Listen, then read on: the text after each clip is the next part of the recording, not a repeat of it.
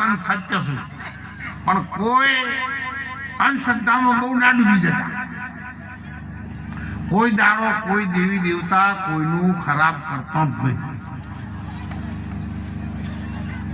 આપણો આ તમે એક ટાઈમ ધોરણ 4 નાખો કે ના નાખો, કોઈ દાડો ભેંસે તમારા ઉપર ફરિયાદ કરી?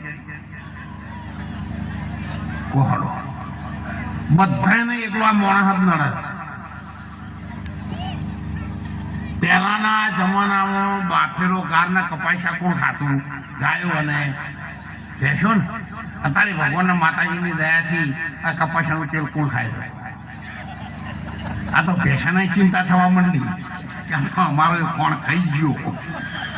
આ તો 2-4 વાર આવું ચાલશે ને તો લસકન ચારામ થઈને બેસે. પછી આપણે કહીએ કે ભાઈ છોકરો કેમ 81% લાવતો નહીં, આ તો લસકન ચારામ બેસી રહેલો હતો. 81% ના લાવો, ન્યાલમાં ઘેર આવો એટલું સારું છે. હજુ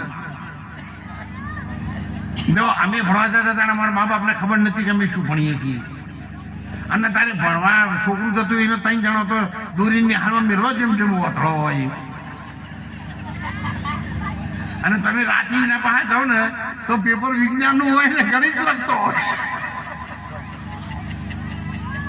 દાખલા ને રામ ભરોસે 200 રૂપિયા સંતોની પ્રસાદીમાં આપે છે. રણુજા